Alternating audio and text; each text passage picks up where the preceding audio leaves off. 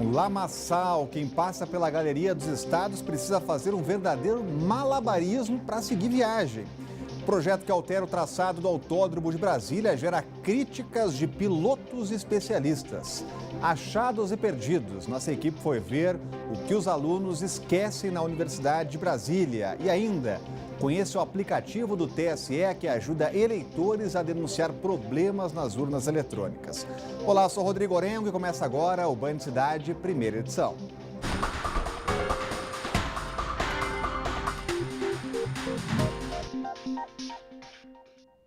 O dia amanheceu chuvoso em boa parte do DF. Pois é, nesse período tem alguns lugares onde a população sofre com a falta e com muita lama, a falta de infraestrutura. Na Galeria dos Estados, por exemplo, os passageiros que saem da estação do metrô precisam fazer um verdadeiro malabarismo para seguir a viagem.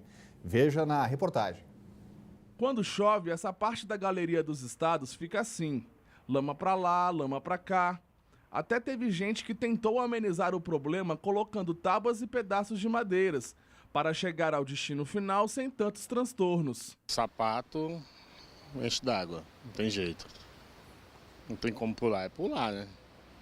Olha mesmo, tem outro lugar de passar. A lama pode ser resultado das obras de recuperação do viaduto que desabou em fevereiro deste ano. Tapumes separam os pedestres do canteiro de obras, reduzindo ainda mais a passagem. Quem passa pela região diariamente destaca outros riscos. Com lama, uma pessoa vem às vezes com pressa, passa muita gente por aqui, pode escorregar, Deus livre guarde acontecer qualquer assalto ou situação de emergência, aqui você vai precisar passar, né? Você vai correr riscos. O GDF prevê a conclusão da obra para dezembro deste ano. O custo total das obras é de mais de 10 milhões de reais. Apesar disso, os comerciantes que trabalham na galeria reclamam da situação. Tinha passagem de quase 40 mil pessoas aqui, né?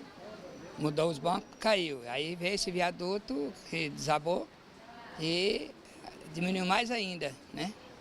E agora tem essa passagem aqui que está cheio de entulho, de lama, né? E aí o pessoal já diminuiu mais ainda, não engraxa, porque esse que vai passar ali está sujando o sapato novamente, né? Em nota, a Novacap acredita que depois dessa interdição, com vários serviços de infraestrutura e revitalização do espaço, os problemas na região serão resolvidos. A gente vai falar sobre esse assunto com o Cláudio Humberto, já está com a gente por aqui. Muito boa tarde, Cláudio. Virou um lamaçal lá na Galeria dos Estados. Exatamente, eu não sei o que é mais irritante, o que é mais revoltante, né? Se é o estado de coisa que a gente vê, esse viaduto desabou, minha gente, em 6 de fevereiro, né? Ou se são as explicações da Novacap. Essa gente incompetente não consegue nem sequer manter aquilo limpo, imune, portanto, a esse lamaçal. Eles tiveram todo o tempo do mundo. Esse desabamento, o desabamento da Galeria dos Estados ocorreu, minha gente, quando, afinal de contas, começava o período de seca. Tiveram todo esse tempo para fazer a obra e não fizeram por pura incompetência, né? Uma obra que desafia o talento e a competência, o suposto talento da engenharia nacional, da engenharia brasileira, porque, afinal de contas, os japoneses fariam isso muito rapidamente. Hashtag chame os japoneses.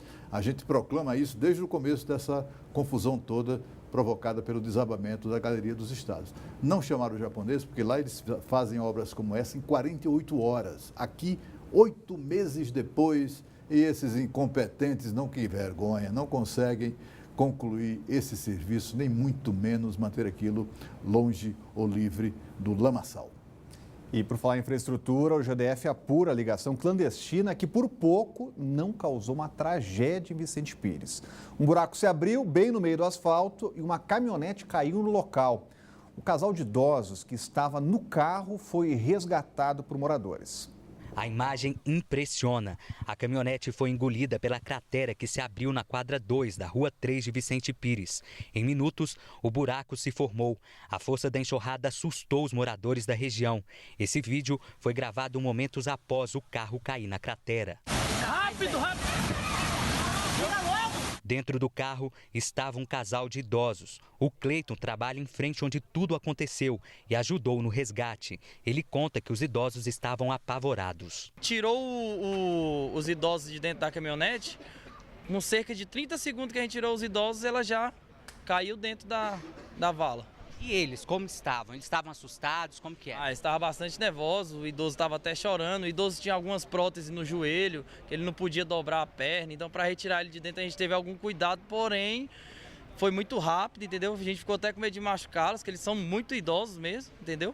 Mas conseguimos retirá-los e estão bem agora, né? A Defesa Civil esteve no local, isolou a área e notificou a empresa responsável pelas obras que acontecem em Vicente Pires desde o ano passado. Notificou a empresa por uma questão só para manter um documento que a empresa já se dispôs a fazer a correção da situação específica. Até então ficará isolado, até que a gente considere que esteja seguro para transitar as pessoas, tanto o carro como as pessoas. Já a Secretaria de Infraestrutura disse que o problema na obra de águas fluviais, que tem o custo de R$500 bilhão, foi provocado por uma ligação clandestina. Em virtude desse lançamento irregular, essa rede entrou em carga e ocorreu esse rompimento. O responsável pela ligação clandestina ainda não foi identificado, mas quem mora em Vicente Pires pede uma solução definitiva para a situação. Com ligação ou sem ligação clandestina, eles têm que dar uma solução. A gente não pode, não estamos aguentando mais. Falou e disse, hein, Cláudio Beto, não estão tentando terceirizar esse problema aí? Novamente a mesma coisa, a exemplo da Novacap, né? A gente não sabe o que é mais revoltante, né?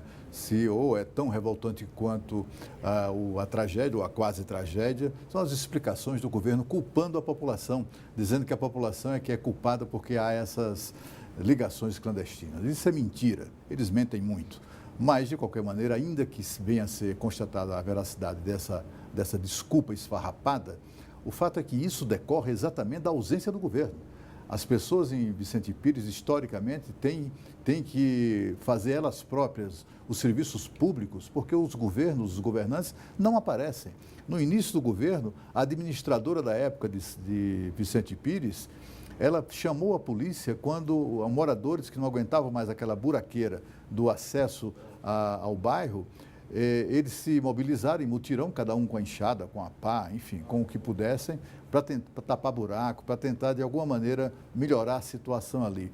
A incompetente chama a polícia, ofendidinha, porque os moradores resolveram fazer aquilo que o governo não faz. Se há ligação clandestina, isso decorre da ausência do governo, da negligência dos senhores da CAESB. É vergonhoso que isso aconteça na capital do Brasil, a tão poucos metros, a tão poucos quilômetros dos centros de poder. Novamente, ainda bem, essas pessoas contaram apenas com Deus, né? Foi um milagre divino que impediu uma tragédia ainda maior com a morte desse casal de idosos. O Cleiton, que nós vimos na reportagem, deve ser um flagrante raro do anjo da guarda. Deve estar ali revestido na vida terrena, deve estar ali na identidade do Cleiton, mas foi o anjo da guarda, ele foi um dos anjos da guarda que salvaram aqueles dois. A senhora quando ia sendo retirada do carro, ela quase ia no buraco e ela morreria, coitada, se isso tivesse acontecido quando um desses anjos da guarda a segurou pela mão e impediu que aquilo acontecesse. Isso é um crime, precisa ser apurado com rigor pelas autoridades. Instrumentos musicais e celulares são alguns dos objetos esquecidos no campus Darcy Ribeiro, na UNB. A repórter Camila Lopes foi até lá para saber o que mais a galera anda esquecendo lá pela faculdade. Com essa quantidade de óculos de grau esquecido, difícil entender como os donos estão andando por aí. E com essa clarineta e esse violão aqui já dá para fazer um som. E essas chaves? Devem abrir boa parte das portas dos carros aqui na UNB. Com tanto celular, dá até para pensar em montar uma loja de revenda de telefone usado. Brincadeiras à parte, tudo isso e muito mais está aqui no Achados e Perdidos da UNB. Até o Elton, que trabalha aqui há 2 anos, fica intrigado como alguém pode esquecer objetos como essa televisão. Acho assim, uma coisa assim incrível, né? Como é que uma pessoa esquece uma televisão desse tamanho? E o Elton não é o mais antigo que ocupa essa sala, não. Quando você chegou, quem foi a primeira pessoa que você conheceu aqui? Essa daqui, ó. Como é que foi? Foi muito interessante, né? Porque quando a gente chega, a gente observa logo os retratos, né? As fotos das pessoas.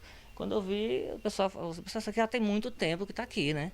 Falei, eita, menina, está muito mais tempo do que eu, né? Hoje, a maior dificuldade que o departamento tem em fazer o objeto perdido chegar ao dono é a falta de identificação. A gente não tem como localizar o dono, a não ser que haja uma reclamação de um objeto perdido. Quando é uma carteira com documentos, se tem alguma carteira estudantil, fica fácil, porque a gente vai no departamento, localiza o dono daquela carteira e devolve. A universidade estuda uma forma de institucionalizar o trabalho do achados e perdidos para evitar que esses objetos fiquem parados aqui. A gente está vendo alguns modelos de algumas universidades que têm funcionado para até a pessoa reclamar um objeto perdido, entra no site, faz a reclamação. E chegando a reclamação aqui, a gente vendo aquelas características, mantém com a pessoa, o contato com a pessoa, ela vai ter que comprovar que é dono daquele objeto. Quem sabe, com esse trabalho, esses livros possam sair dessa estante de esquecidos e irem para as mãos de quem realmente precisa ter acesso ao conteúdo deles. Eleições 2018, a Polícia Federal cumpriu hoje mandados em uma operação de combate a crimes eleitorais. A investigação em 4 estados é resultado do monitoramento nas redes sociais. Os detalhes estão chegando ao vivo com a Renata Dourado, já está com a gente. Muito boa tarde, Renata. Muita gente fez o que bem entendeu, achou que não ia dar nada, mas tem aí repercussões, né? Certamente. O crime que é cometido no universo virtual tem consequências e deve ter, claro, no universo real. Exatamente o que prova essa operação de hoje, Rodrigo. Então, a Polícia Federal vem se monitorando, vem verificando as redes sociais, as postagens que as pessoas fazem. Essa operação de hoje, especificamente, ela é voltada para 2 tipos de crime. A quebra do sigilo do voto. Então, a gente lembra aqui que o eleitor, ele não pode levar equipamentos eletrônicos, celulares, câmeras fotográficas para a urna. Ele não pode fotografar, não pode filmar o seu voto. Isso é crime. E um outro crime também que está sendo investigado nessa operação de hoje da Polícia Federal é o crime de incitação à violência, incitação inclusive a homicídios com relação a alguns candidatos. Então essas pessoas estão sendo alvos.